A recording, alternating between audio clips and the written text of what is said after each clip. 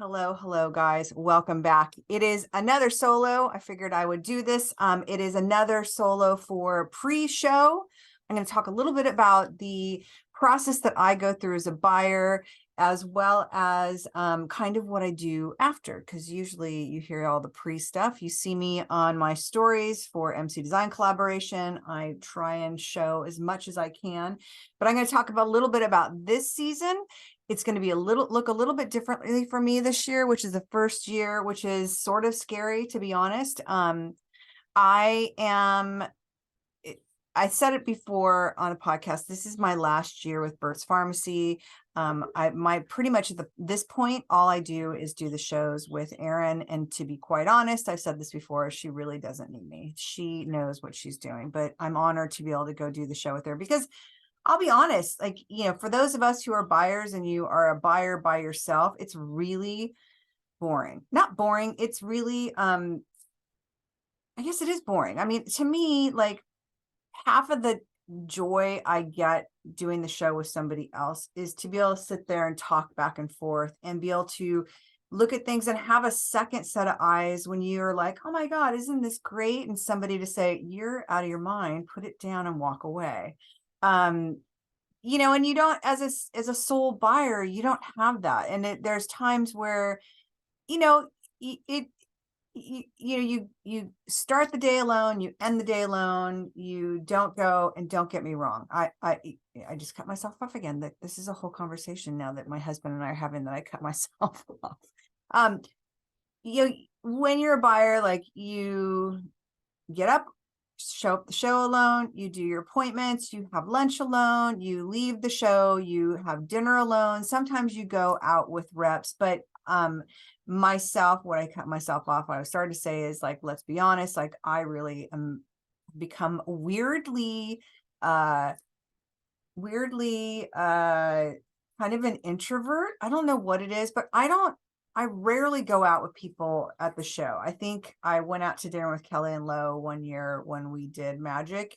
But when I travel with Erin, I have a chance to have somebody to laugh with, and we have lunch together and we go to dinner together. And don't get me wrong, it's not a late night like the days of Magic when I used to go, where you'd go to parties every night and you'd stay out and you gamble and you drink.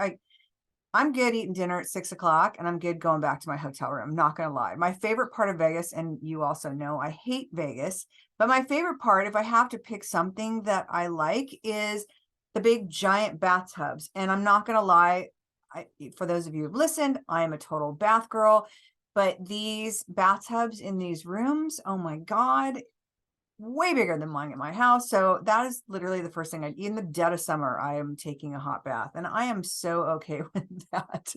But this is my last season.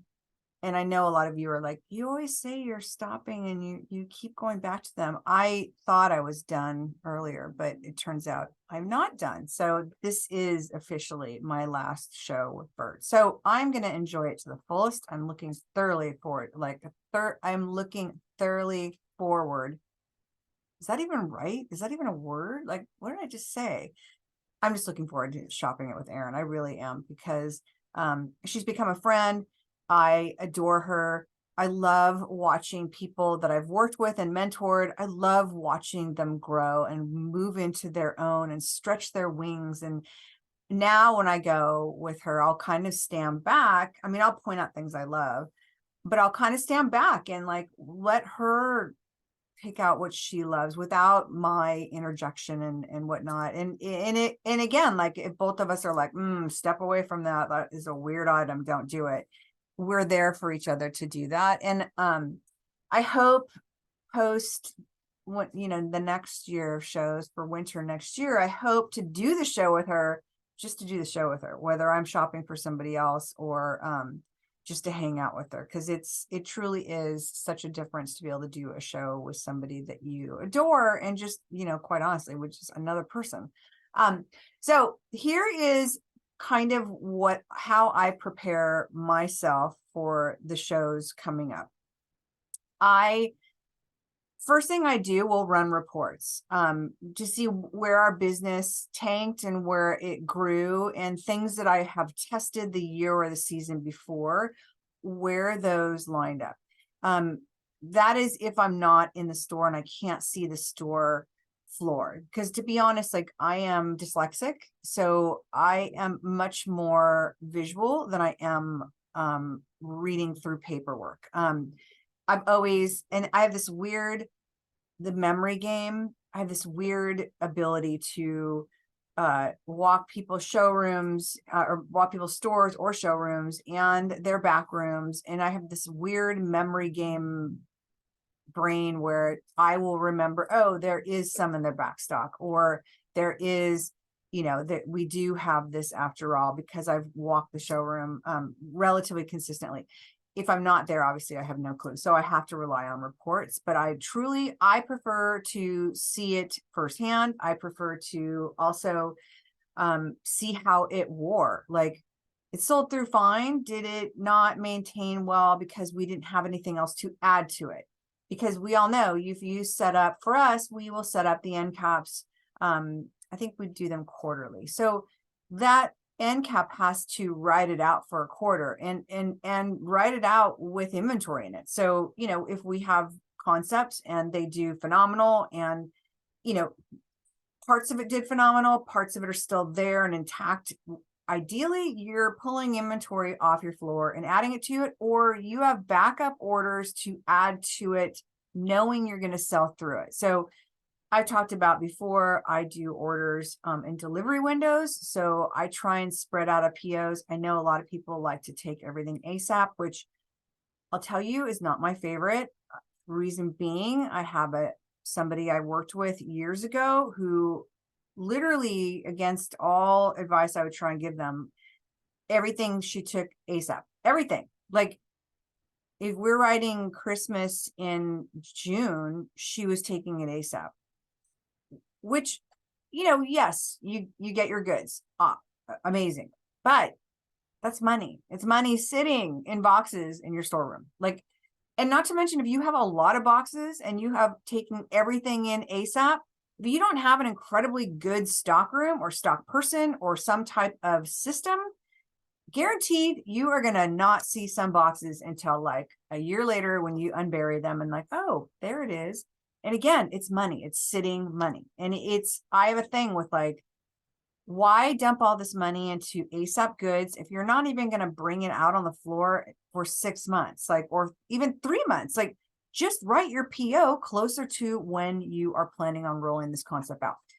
So, I like to work in windows. Again, I don't know what concepts we're going into it with when I walk the show, unless it's a concept that has performed well and I have an inkling we're going to go forward with it. We all know the unicorn drove into the ground, the sloth drove into the ground, then there was or is now still, the bees are still very strong. I'm still seeing a lot of new intros of bees on them. So like that, like if bees did well with us last season or over the last course of the last year, and I'm going into fourth quarter show, if bees did well, I'm going to be looking for bees. But I don't, other than that, I don't go into it with any preconceived notion of what we're going to roll out. I like to walk the show and I like to let it unfold as I go. So I will walk the floor, see what concepts did well, see what concepts bombed, because we all know you have something that does bomb. See what we need to build up on. You know, there are times where our spa, our personal care departments were really big, and then we'd shrink them because sales weren't there. And then we'd grow them again. And, you know, sometimes they stayed the same, sometimes they didn't.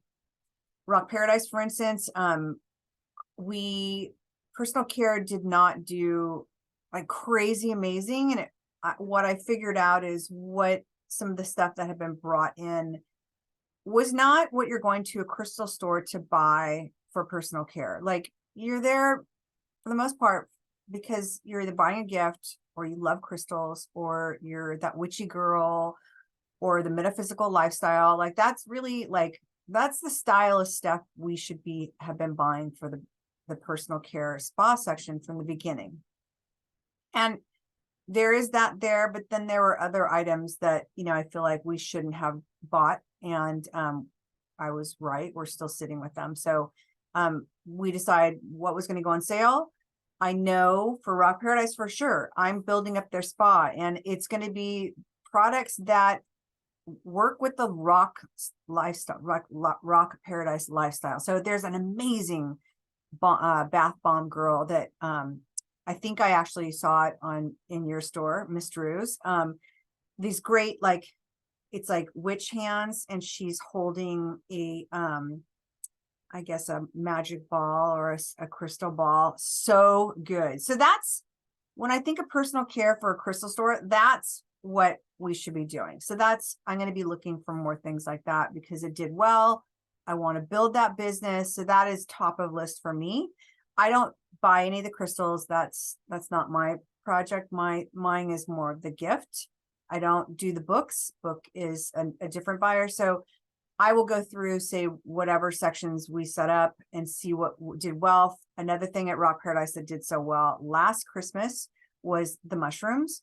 I tested the water with some ornaments. They already, if you buy Rock Paradise, you know, they sell their own Christmas ornaments. So it was important that whatever Christmas ornaments I was going to be testing the waters with would hang on the same or nearby the same displays that their own crystal ornaments are hanging on. So this mushroom thing that was kind of organic and kind of kitsch and quirky, that did amazing. And Christmas ornaments as a whole did phenomenal for them. So that is another thing I'm going to be looking at, and hopefully like doing the mushrooms, but what else can I add to it to make it a little bit more fun and feel new? Because let's be honest, your customers are going to come in. It's like, yes, they're going to come in and they're going to want some of those older style ornaments, mushrooms, if you have them, whatnot. But if you go really deep, or if I go really deep into all mushroom again, it's going to be perceived to the customer that it's the exact same thing. So I do want to add some other elements that would go with the mushroom thing and the crystals. Like, we all know weed does really well. I'm thinking of doing some weed ornaments. I don't know. I kind of let that stuff play out when I get there, but I do have a running list of what has done well, what I want to grow, and what I'm not allowed to touch.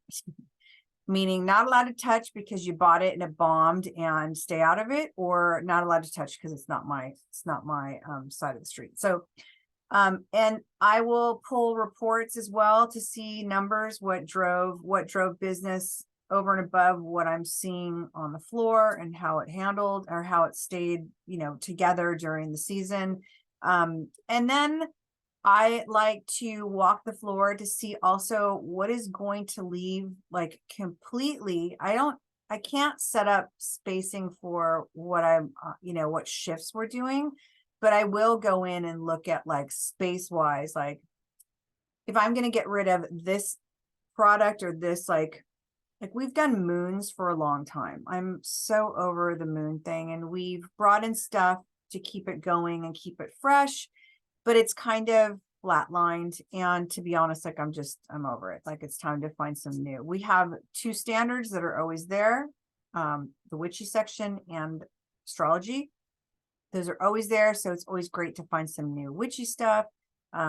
Astrology is pretty packed. I don't think I need any new intros, but we will see.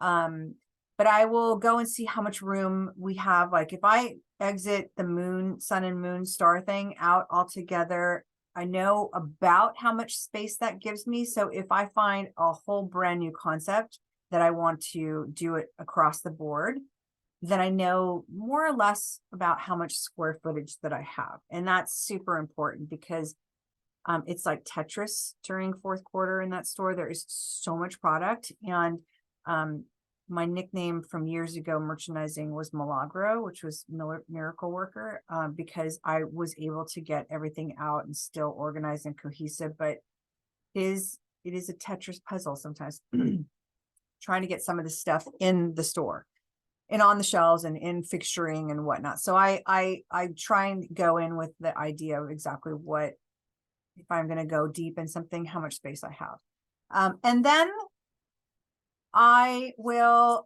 make the plan for the thing. I always try and book my hotel early because I waited to the last minute and prices are stupidly expensive.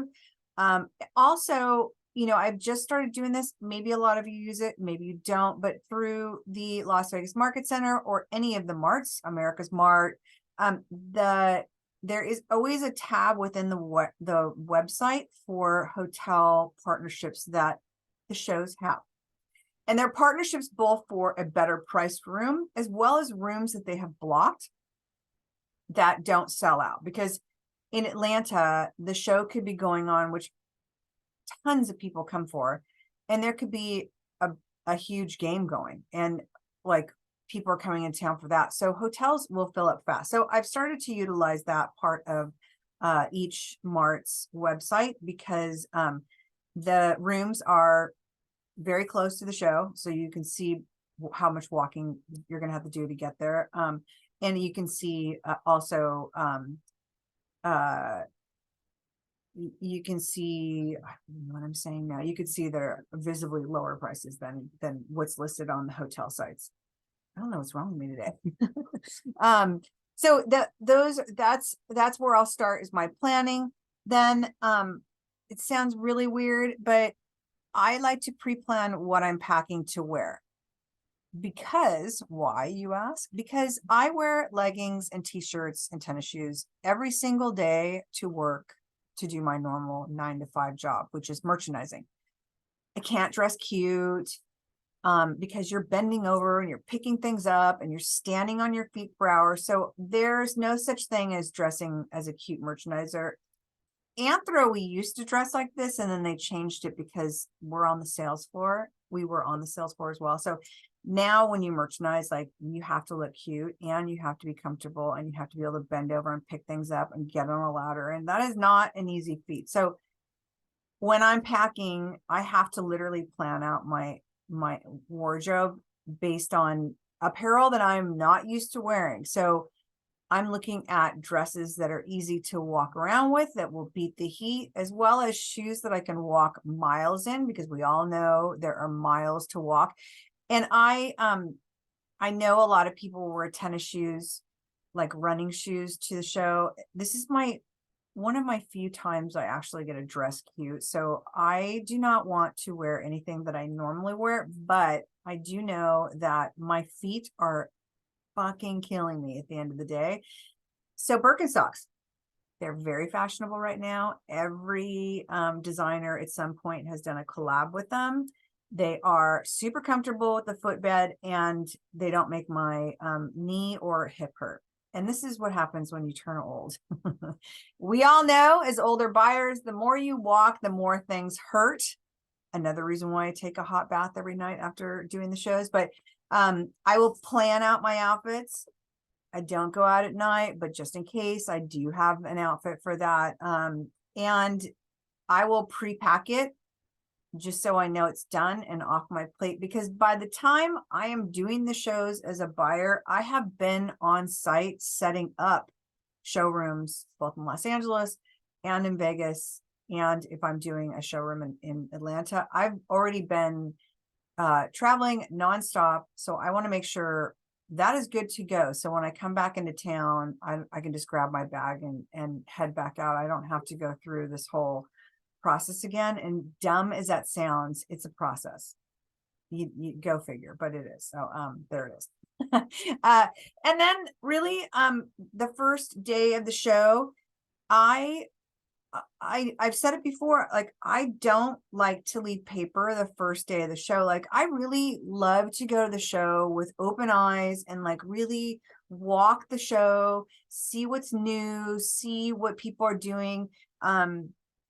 Because what has happened is that I get super excited about something. Oh my God, this is so cute. Let's write it. And then 3 days into the show, I've seen it 4 different ways from Sunday, and now I'm not that excited about it. And now I'm having to remember, either I'm canceling it there, calling in cancellations, or I'm having to follow up and cancel later, which is really, when you get back and you're sitting with all this paperwork, it is really challenging to go back through and cancel things when you have a ton of stuff you need to start doing with your POs that are on their way. So I will cancel it as fast as possible, because also, and this is another tip for everybody, like I said, I work on delivery windows, and I will tell our reps like, hey, I want this for 6/1 or 10/1 through 10/30. Like, I give specific windows. A lot of times I don't check my POs when I walk away, which now I do, because a lot of times the rep did not hear me, or we're writing multiple lines in the same showroom. So some of my POs have delivery windows and the rest of them don't. And when you don't have a PO, or you don't have a timeline on your PO, it will ship as ASAP. So make sure, if you do want to work in delivery windows, make sure that you go through your copies before you leave the showroom. Make sure that you make your rep aware. These are the windows of time that I'm looking at. A lot of reps, like I work with Mara from Fine Lines, I work with Jill from Stephen Young. I will give her like, these are the windows I'm looking at. And then they'll say, do you want this in 6/1, 7/1, 8/1? And we're all on the same page. Everything gets done at the same time. But there's a lot of reps, and it's usually the reps I don't work with on a normal basis that are very busy. They're crazed, they're running around, they're with you on your appointment, but they also know in the back of their head they have 4 more appointments behind. So it's very rushed. And a lot of times that's when stuff gets left out. And it is extremely hard to change your delivery date once that order goes in, and it goes in as ASAP. It's super hard to change, because the companies want to get their money. They want to ship. So believe me, like, I've left Magic, something has been showing as ship ASAP. We've gone back, even like the next day to change the delivery window. And I already have an email from the company. It's an LA based manufacturer. I already have an email. Hi, we're ready to ship your order. We need a credit card. So I've really learned to slow down, which is really hard for me, but I've learned to slow down, look at my POs before I walk away, and then we can make any adjustments at that point. So that is a huge, huge, huge, huge tip. If that's all you take away from this podcast today, that's huge. So I like to walk the show the first day and just look and see what everyone's doing, and kind of make mental notes or take pictures, because I've said this before, I concept as I'm going along. And the more I walk and see what colors are going on, or what textures or styles, or is it mushrooms, is it bees, is it whatever the new trend is going to be, I like to see how many places because it will start to reveal itself, that you'll start to see, okay, obviously this is pretty big, because this is the 4th manufacturer we've seen with it going. And there may be also concepts that I was ready to walk away from, that a lot of manufacturers have introduced a whole new, like bees. Believe me, I'm ready to walk the fuck away from bees. But I will say, in seeing some of the catalogs that have already come out, there's some really cute bee stuff. So I'm maybe dipping my toe back into that. I don't know. But you start to see, as you're walking, all these styles kind of starting to reveal themselves. And I'll make notes, I'll take pictures. So by the second day, I will start to write paper. I'll go back to the ones that I knew I really, really loved. And that will be my starting point of where I start to concept. And it will be, a lot of it will be based on what the the product that I love the most. That is what the basis of where my concepting starts. And then, as we're going, I'm taking pictures, and I'm kind of building a storyboard as I'm going along of what this concept's going to look like. So when I see things, because I'll be honest, there'll be times where it's like close to the end of the day and I'm super tired, and you're wandering around, you're like, and I know you've all been there, you're standing in a showroom, you're like, I don't even know what I'm looking for anymore. So sometimes if I'm able to like reference these pictures as I'm walking through a showroom, not knowing what the hell I'm doing, all of a sudden it would be like, oh, okay, that actually works really well with that. And I will stop and write. But I like to be able to really be able to build as I'm going. And I'm looking for everything from props to binning to new products, and I'm looking for cross merchandising opportunities. If I bought a candle, I'm looking for matches that will go with it, whether it's home arts matches or it's Schemes bottle matches or another brand's. Like, I am cross merchandising as I am building this concept. And day 3, 4, same thing, continuing to build. I will start at every night at the end of the show. I will go through my paperwork and I'll kind of make more notes. And again, I'm referencing these pictures that I've been taking. And I'll make any notes about things that I want to find, or I saw that is a prop somewhere that the showroom didn't sell. So I will make notes on that to find, if it's a plant I want to show with it, or, different kind of riser. Like, I'll go back through and do all this, because if I try and do this when I get home, forget it. Like, it's never going to happen. Like, I can't, everything, as we know, all blends together by the end of the show. So I really try and do that. The other thing I do is I'll go through, and I don't do it so much for rock because I don't buy to the volume I was buying with the pharmacy. But when I'm writing for the pharmacy at the end of the night, and this is kind of what I've taught Erin to do, is I will run a list of where we're at by department of what I've spent. And I have loose budgets of what I know I have to spend. But I have an overall budget of what we have to spend, and I will break it down into departmentally where I want to place the money. So I want to know where I'm at the end of every day. So in the beginning of the day, the next day, like, if I have too much spent in this and I find something I love, I'm going to have to figure out, where's that money coming from, or what am I canceling in order to keep this line that I love so much that I just found, and I've already spent all this money. But if I don't know where I am in spending along the way, it could get really ugly. And again, I don't want to go back and start canceling things off because I've overspent. And it's very easy to do, as we all know, because you get super excited, and it's like, oh yeah, we'll take 6 of those and 12 of those. And, when you're talking about, when you write gifts from everything from books to personal care to frames to baby to men's to women's to, like, when you run the gamut, that is a lot of departments to be spreading out money. And it's very, very easy to overspend. And it's very easy just to, like, spend, like, and not know where you are departmentally spending. It's just, because you run, say you do an appointment at McGilvery, and you're writing everything from baby to books to candy to, like, you really, in some of those showrooms where you're writing all the departments, just those showrooms will total up into the tens of thousands of dollars. So at the end of the night, let's say this is the last thing I want to do. And if I don't do it that night, I will do it while I'm having coffee the next morning. But it is imperative to me that I go through and I understand where my numbers are and what I have to spend still, and where we are lacking. And that happens a lot at Magic. We'll do Magic, we write orders, we get back, and not only the numbers am I looking at for Magic, it's departmentally, like dresses, shirts, pants, shorts, skirts, where are we overbought? Where are we underbought? And when you lay it out like that, it's very easy to say, like, damn, we have a million dresses and we have no bottoms to go with.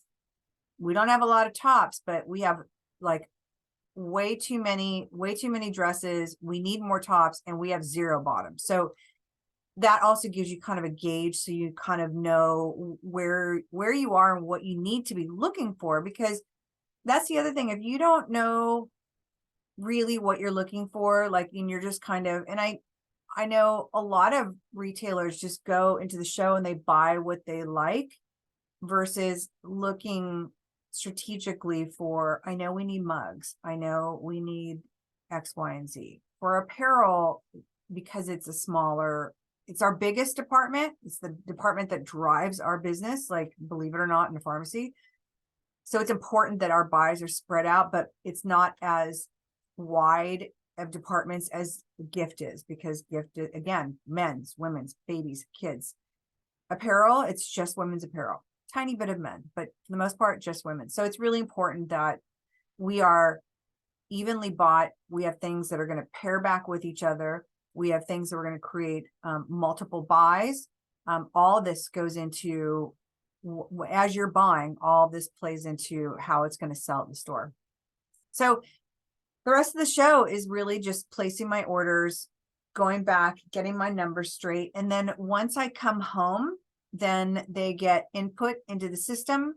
If you don't have a system, they get filed by delivery windows. That's another thing that I learned from my old boss at Fred Siegel, because I write delivery windows. I file them by delivery windows, because at the end of that delivery window, and we all know this happens, companies, if you don't have delivery windows, a closing date of accepting deliveries, they will ship you no matter what. And I've had companies, I'm not going to say who, but I've had companies where we had stuff written for holiday that was supposed to have been delivered in October, November. And this is before pandemic, just so everyone knows. The container was late, whatever. And damned if they didn't ship holiday merchandise in January. And they did what they're supposed to do, because I didn't have close dates on it. So that's really important that you have those and you know what your closing dates are. So I will file my paperwork by delivery window. And also I will keep a copy of these POs back where they receive, because once that person signs that box and you took in the box and it had a closing date on it, it had a stop ship, and you took it in a month later, it's very challenging to return those goods, even though they shipped it late and you had a closing date. So because I'm not there receiving the goods, because most of the buyers are not, somebody who's, if you don't have a stock room, it's whoever works at the store who answers the door, whoever the UPS guy hands the boxes to. So I will make sure that I have a clipboard at the back that has the same POs for that window of time. So making sure, and this is back to training, making sure that your employees are trained to check that list of POs to make sure that that product is delivering in the time window. Because the other part of it is too, a lot of companies will ship early, and sometimes it's strategically done. To be honest, a lot of it is they've been shipping show orders for 3 months straight and they're on autopilot, and it comes in. Again, most people write their orders ASAP. They pull the order, they ship it, out it goes, bye-bye. And it's only till you get to the store. And for my case, I would get to the store weeks later and it would be like, why is this here? And like, well, they shipped it. We got it last week. And it's like, but we had it on order for July and it's only May. And so from learning from these things, now the team knows, check the PO to make sure that it's still in the delivery window. And if it's not, then you have all rights to bounce the box. Same thing if they ship it early, you have all rights to bounce the box. However, if no one on the team knows that those delivery windows are, and you're the only one with that information in your head, this is going to happen over and over. So communicating to your team, having that list in the back by the door, and getting everyone used to checking for the delivery dates. That's if you don't do everything ASAP. And I hope you're not doing everything ASAP. Like, unless you're doing so much volume, you have to, but really, like, the other part of having delivery windows is to always have something fresh and new coming in. You know, you guys have the same customers coming in day out. You know, you can't run it on the same product forever and just wait till the next show comes. And that's what happens if you don't have a reorder system in process. You wrote everything as ASAP and it's all on the floor. It's all been put out, and you know, the show's not for 2 months and you don't have anything new and fresh. And especially if you're not re-merchandising and you're not, like what I say, tossing the salad, and you're not moving everything around and recreating different vignettes with the same product so it looks new. That's ideally what you're doing. A lot of people don't do that. So that same product has been in your store for months on end, and your regular customer comes in, week out, whenever they come in. is seeing the same thing and there's nothing new and fresh being interjected into your inventory, you're going to start losing sales. So that's another reason start to using delivery windows and interjecting new merchandise all the time. So there's always something fresh coming in and there's always something fresh and new for your customers. And whether you redo the whole store around these new interjections or you just do focal points, your focal table should be changing at least once a month. So if anything, if just your new receipts are just going into these new focal spots, or if you're remerchandising them in sections, bookcases, whatnot, and you're recoloring them out, or you are remerchandising, always make sure the new receipts are at eye level because that's the first place your customer is going to look. So that's how I approach the show. Once we get home, the orders go into the books, the orders go into the files. We have the list at the back of thing. And then we start strategically planning what's going to go on sale and clearing space for this new product. Because there's summer shows, ideally, we've already made the decision what's going to go on sale. We've already started clearing house. So we're opening up open dollars to buy with. And we're also clearing this floor. If we have not done this yet, that was the first state of business that we need to make sure we do is get our summer stuff on sale, get the stuff we're not going forward with on sale and start moving that out. So when your new stuff comes in, you have more room and you don't have to deal with like messing around with all the old crap. It's already gone. And that's pretty much my way. We start once I know with the delivery windows and once, I will, when we start doing the floor moves based around this new stuff, I will do the floor moves based around delivery windows. Same thing. Again, I know the bulk of my inventory will be in by this date. We will start scheduling workshops, usually a week or 2 weeks thereafter. That gives the team enough time to process the merchandise. I do have them hold the merchandise until we're ready to go.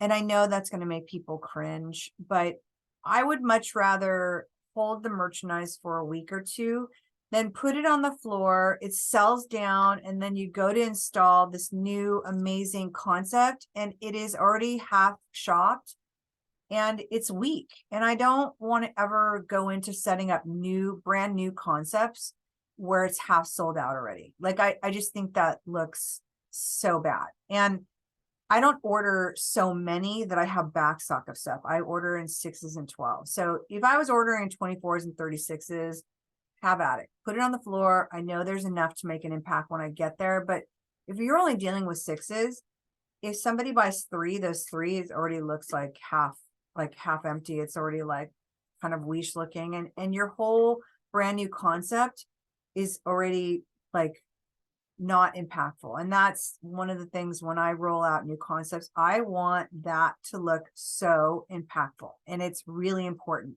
Oh, last thing that I do before I forget on my POs, when I turn them into the stores, I will make notes on them.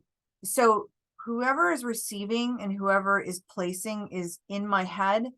Like I will say, this is for the personal care department. It's going to be colored out.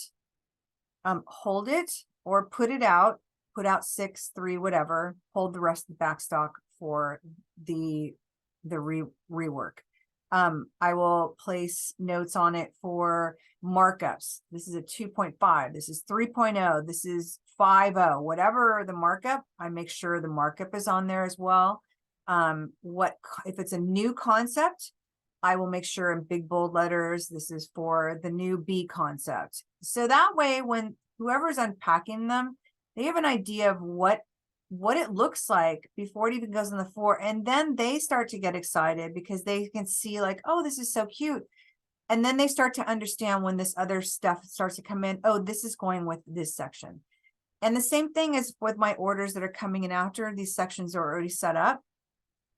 If it's not obvious that it's going in the section that is already set up, there's a note on there. This is to go back with blah, blah, blah. These matches go with these candles because I'm also cross merchandising the way things look together. So yes, matches are matches, but think about it. Home arts matches are very specific with the art. Scheme now has the blue and white matches. They have like the red and black, and the glass is different on the scheme. So I will have even notes on it that matches what I've purchased to go back with these matches. So when they are placing stuff on the floor, they have a reference like, okay, these are going to go back to those patty wax candles. Boom, to go there, because I've talked to more retailers than I can count on my hands and buyers that their biggest frustration is, I buy it for this, the store doesn't see it, and I find it in this random department. Well, this is the thing. Your employees aren't in your head.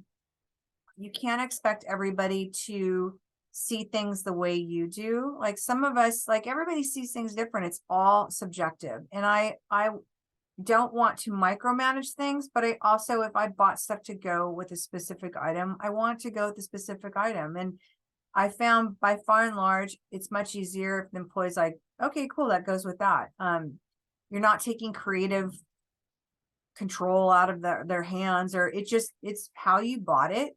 It's how we're going to show it. And it also starts to educate them in how you merchandise and how you're seeing it. And I think a lot of buyers and a lot of merchandisers and a lot of owners don't convey this information to their team. It's all up in our heads. And I think that the more that your team is educated in what's in your head and what it looks like, I love to do storyboards as well. If I have time, I'll do a storyboard of this is what this concept looks like. This is the bins. Like, we're not going to use jars here. We're going to use baskets because it's all earthy feeling, and we want it to feel different than this section feels and looks. And if I do a storyboard, I found, much like when I was at Anthro, I get excited about what it looks like. They get excited about it. And then they can start going, oh, you know what? This would look really good with this. What do you think? Yes, absolutely. Let's add it to that. Like, you want your team as involved in the merchandising and understanding the merchandising as possible. Maybe they're not doing the merchandising, but you want them to understand why you bought it, and you want them to see like why you think it's going to all look so beautiful together, and why this plant is so important that it goes with this section, because this vase doesn't hold a flower, it holds a single leaf, whatever it is. Like, it's imperative you get this information out to your team so they understand, so they're an extension of you, and then you don't come in and you're frustrated because why is this over here? Well, they don't know. And it's, you know, I had a conversation with somebody this morning, and I think that, and I've done it, like you just assume that they know. You know, in my case, I just assume that someone knows you're supposed to, you know, whatever, fill something to a certain way, or you're supposed to hang something a certain way, or you're supposed to fold it. I just assume that. And it was only until somebody had actually said, it was Peter from Peking, we were at setting up Atlanta, and I was getting, you're tired, you work long hours, like you start to get super frustrated at the end because you have a lot to still do and you're relying on a lot of people. So it's like, hey, can you do this? And I turned around and it's like, why are you doing it like that? And his answer was like, well, I don't know. I'm a customer service rep that's been sent out to Atlanta to help set up. And he's like, I'm not in your head. This is not what I do. It doesn't come natural. And ever since that conversation, now I understand. And it sounds horrible that I didn't understand that, but I think a lot of us assume that everybody just thinks the same way. Like, why would you not fold it like that? Well, everyone doesn't know. And it's not, it's all, again, it's subjective. So what I think looks the way it should look, and the way somebody else, are two different things. And if you don't explain it and you don't communicate it, it's your fault. So that's all I'm going to say. I hope this helped with show prep. If you guys have any questions, as always, please send me a DM. Those of you who have know that I answer right away.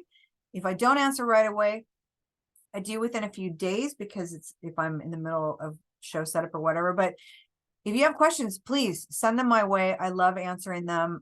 Let me know if this helped, and I will see you on the show floor.